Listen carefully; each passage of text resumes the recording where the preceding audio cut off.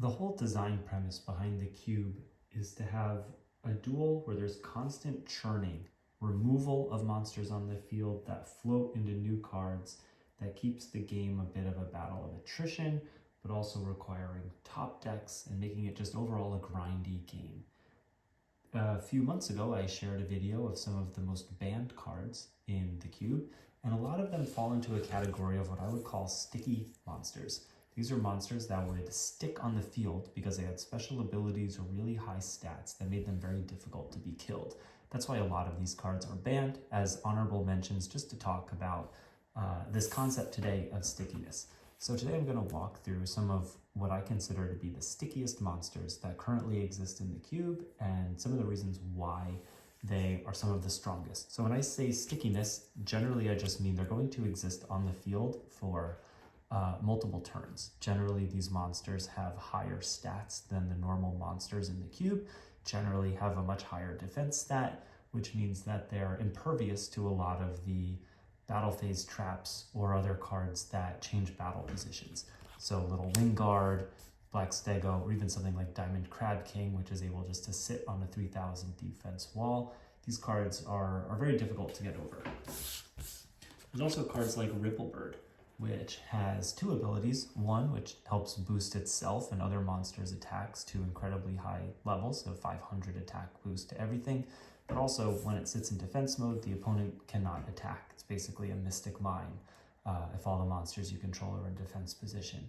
Shutting down the battle phase in its entirety might be a little too broken. This might be a card that doesn't last in the cube for very long, but I'm really excited to try it out, especially because it has different effects based on its battle position, and I love those cards that have that versatility in that way. Along the lines of Ripplebird would be number 20 Giga Brilliant, which has the ability to boost the attack of all the monsters on the field. So this is a really great way where, if summoned at the right time, can turn basically any monster into something that's a lot stickier, because all of a sudden they get pushed beyond a standard area where they can be run over. The stat to affect power curve is very closely tracked inside the cube, and so to have a weaker monster have a really strong effect and also have really high attack points is definitely something that can change the cube and the outcome of a duel.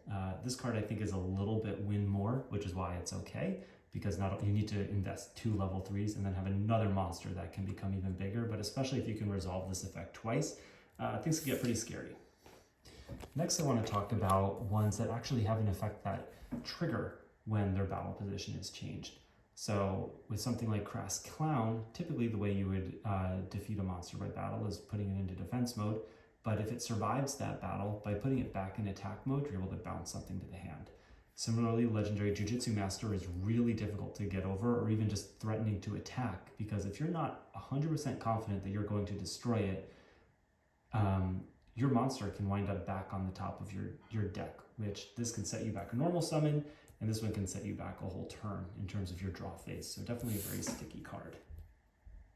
Next, I want to cover some of the monsters whose attacks can just, who cannot be destroyed by battle once. So something like Mermaid Archer, or even the Eclipse Ball Fighting Spirit. If the card would be destroyed, you can just destroy the Fighting Spirit and keep the monster, or destroy the monster equipped to it. Being able to bump up to 2000 attack is also very threatening. This card can stay on the field for multiple turns. We also have extra deck monsters that do exactly this, things like number 27 Dreadnought Dreadnoid, or Mecha Phantom Beast Dracosack. Being able to detach materials to survive, or to just pop a token to be able to survive, definitely means that these cards can pose a long-term threat on a game.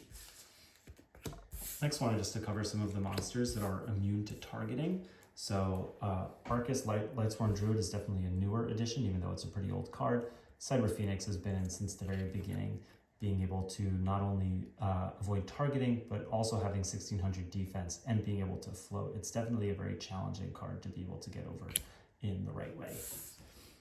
Really, the king of this type of effect is Leo, the Keeper of the Sacred Tree.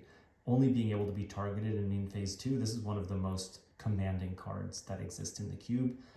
We've made some changes that make this a little bit easier to answer because it definitely was a difficult thing to overcome for a long time. It's actually funny, this has been in the cube for a while, and it wasn't until recently that we realized that the player who could summon this is pretty much always going to win. This was sort of like Supremacy Sun number 2 when we figured that out. But now there's a little bit more answers that make it more manageable. Other cards that can't be targeted would be things like Tyrant Dragon or the Heliopolis Hieratic or Crimson Armor Ninja, being able to avoid trap cards, being able to negate things that target it or can't be destroyed by battle by detaching. These are very powerful effects. These are obviously incredibly difficult to summon. It basically never comes up, but Tyrant Dragon is definitely a really big threat that sticks on the field for multiple turns. Okay, now getting into the final 4. These are what I consider to be the stickiest monsters. First up would be Majo Shallion.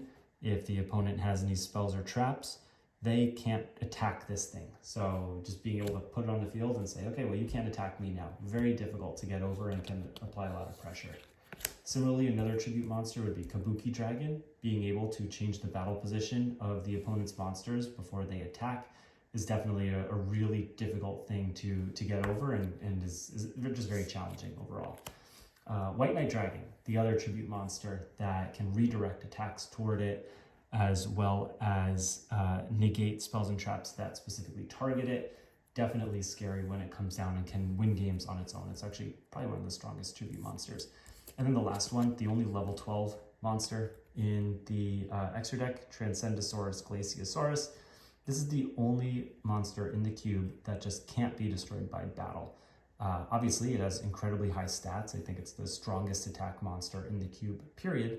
But really, it's that second effect. If it's ever destroyed, you can shuffle back a normal monster in the graveyard to revive it, and then at that point, it can't be targeted or destroyed by the opponent's card effects.